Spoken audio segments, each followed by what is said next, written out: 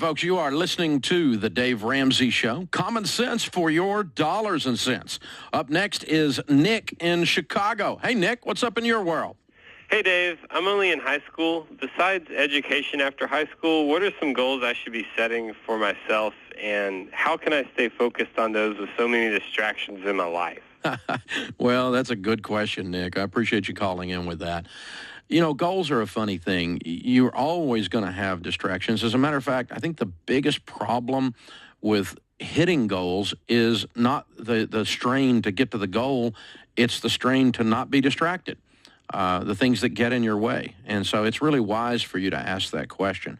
I think it's always good to have several types of goals and several sizes of goals. For instance, you could have an intellectual goal that is just, I want to read a book.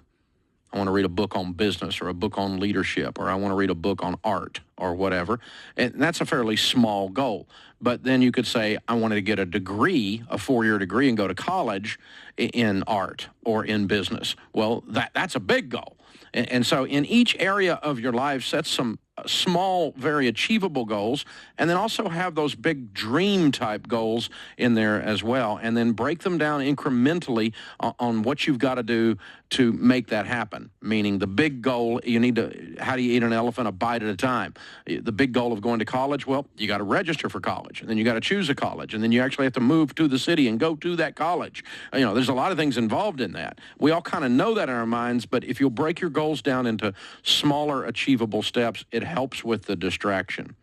Hey, good call, man. Thanks for calling in, Nick. You need to present yourself well. You got to do the basic stuff, right? You know, you got to go in there and know you're the product. I got to have the best product. I got to look sharp. I'm going for a job interview, right? And I'm amazed the people that come into our organization that really don't have a clue they're there trying to impress someone. Dude, I wouldn't even let you come to my house as a guest wearing that. And you want to come to work here wearing that? I mean, I don't know. I mean, some of these people, I mean, bless their hearts. I mean, there's some things you can do dressed that way with hair that looks like that. And there's some things you can, you know, there are, it's okay to be in a punk rock band if it looks like you fell into a tackle box, you know? But, right?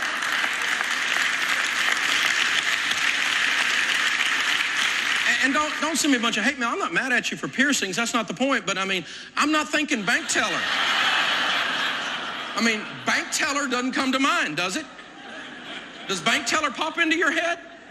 So your appearance affects your ability to get a job, doesn't it? I mean, I'm not thinking estate planner. Are you thinking estate planner right now? I go into an attorney's office to hire someone to defend me against a corporate lawsuit. This is not coming to mind, is it? If this guy's personal assistant looks like this isn't coming to mind, is it? So there are some things that are inappropriate for the job. And, you know, and if you're going to be around anything that's like, I don't know, maybe if you were near a magnet, it would be bad. I don't know. I mean, that's really cool if you're on Venice Beach, right?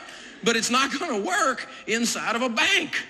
You know, so you got to think about your appearance. It does affect things. Well, it shouldn't. Well, I know, but it does. And that's a reality. So when you're on a job interview, you've got to think about this stuff. Be on time. Address everyone by name.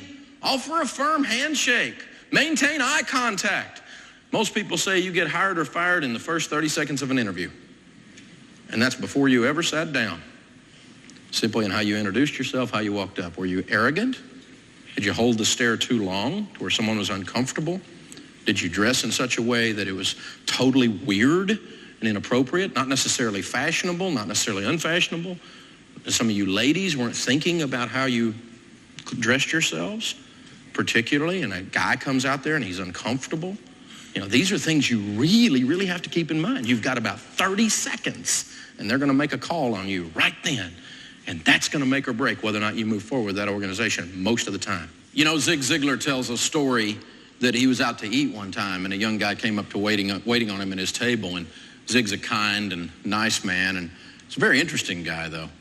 And this young man had the multiple piercings again, looked like he fell into a tackle box or something. And and Zig said, how do you like all that stuff on your face? And he said, I really like it. I enjoy it. It's kind of a different thing. And he said, I think it's pretty interesting too. He said, I got to tell you, I would fight and die for your freedom to be able to do that. But I wouldn't hire you for a job. Designate a time to follow up and then do it. If you leave the interview saying, I'll just check back with you later, and you call 62 times, that's kind of weird, isn't it? Or you're just going, oh, should I call? Have I called too much? It's like calling that girl in high school. I don't want to call too much. I don't want to seem like too pushy, but I really want to let her know I'm interested in what's the balance, and you got all this stuff going through. You can alleviate every bit of that. Every bit of that. When you're leaving the interview, just set a time. Would it be okay if I follow up with you on next Thursday? Yes. Would morning or afternoon be better? Morning. Great. I'll call you about 10 o'clock. Is that okay? We have a phone appointment at 10 o'clock. I'm going to follow up. Then if you don't follow up, you're a putz, right? And if you do follow up, you're a professional, on time, and you have no reason to not follow up and no reason to be scared when you dial the phone because they're expecting your call. Set an appointment for the follow-up and take yourself right straight through. Basic sales technique is all that is. It helps you avoid call reluctance, we would say in sales. And then, by the way, when you go in to meet with a company, send them a thank you note. As soon as you hit the front door, go to a restaurant, sit down on stationery, do a handwritten thank you note, drop it in the mail right back to them so it's there the next morning. Send a thank you note. Don't send a bouquet of flowers. They'll think you're flirting. Send a simple thank you note. Don't overdo it. People freak out and go, this one's a little weird. But a simple thank you note's going, this one's got a little class that the average character doesn't have. Use those kinds of things. That'll get you into places.